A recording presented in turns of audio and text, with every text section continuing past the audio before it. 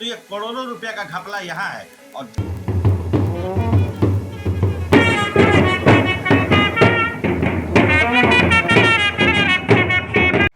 नगर परिषद दुगदुगी बजा रही है और टैक्स की वसूली कर रही है, क्या कहना चाहेंगे आप? नगर परिषद की अकर्मण्यता पर सबसे पहले प्रश्न चिन्ह लगाने का अधिकार जनता को है। जितने भी टैक्स की उगाही अवैध होती है, वैध रूप से उसको सार्वजनिक किया जाए, पहली बात।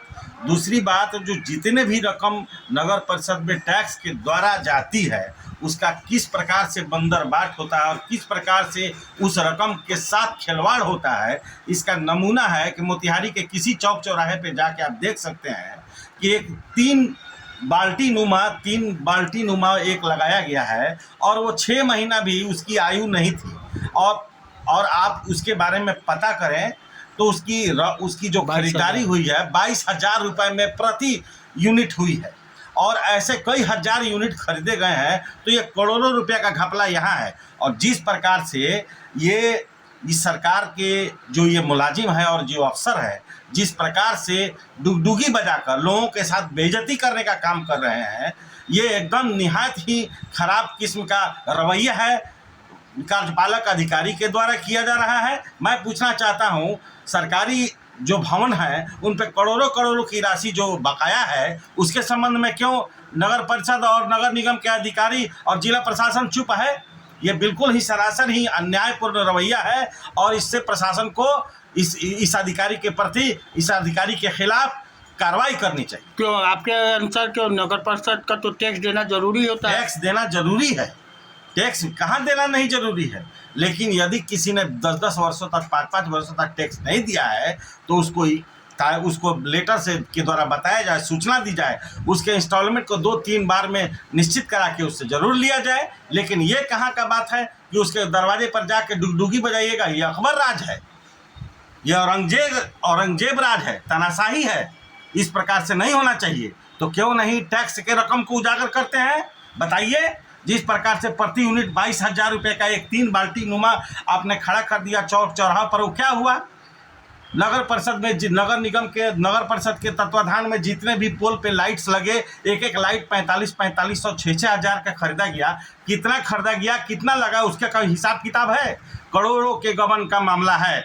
अभी एक आदमी मर गया, वहाँ पे कूड़ा डंपिंग के खिलाफ वहाँ कूड़ा डंपिंग कर रहा था, वहाँ पे एक पिलर गिर जाने से उस कर्मी की मौत हो गई। उसका कौन जिम्मेदार है? कोई नहीं गया देखने, ना पूछने। मैं पूछना चाहता हूँ, इस प्रकार से ये कुशासन इस प्रकार से अपनी व्यवस्था को थोपना क्यों चाहते हैं? टैक्स कलेक्शन जो है किसी भी इलेक्टेड बॉडी का और जो ऐसी संस्था जिसके लोगों के लिए काम करना है, वो एक उनका प्राथमिक दायित्व होता है। उसी रेवेन्यू से जो है वो अपना बजट बनाते हैं और उसमें ही जो है जो विकास के काम है नगर निकाय क्षेत्र में उसको ले लेते हैं। तो डुगडुगी एक माध्यम है कि जो टैक्स पेई लोग हैं उनको अवेयर करने का कि आप सही समय पर जो है अपना टैक्स भरें। जैसे इनकम टैक्स हम सभी लोग भरते हैं, उसी तरह जो है म्यूनसिपैलिटी का भी जो टैक्स है वो लोकल स्थानीय प्राधिकार के तहत जो है लोगों के लिए ही यूज़ किया जाता है, तो उसको भी भरना चाहिए। इसलिए वो ये माध्यम। कुछ लोग इसमें आक्रोशित भी हैं, कह रहे हैं कि कोरोना के कारण एक तरफ हम लोग मरे हुए हैं, तो कुछ राहत देनी चाहिए, कुछ मतलब कि पार्ट बाई पार्ट पैसा लेना चाहिए।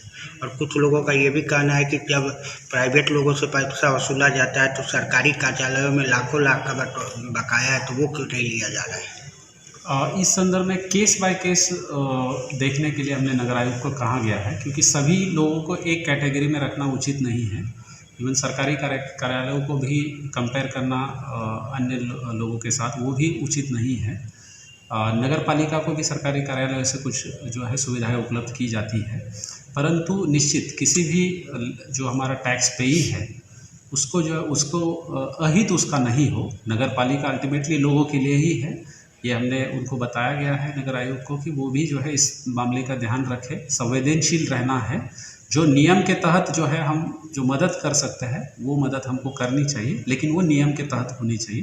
तो एक बार जो है एग्जीक्यूटिव कमेटी जो नगर निगम की अभी स्थापित की गई है, जिसमें अपर समाहर्ता, एसडीओ और अन्य भी सदस्य हैं, उनको भी हम बता देते हैं कि इसकी वो लोग समीक्षा करें। धन्यवाद।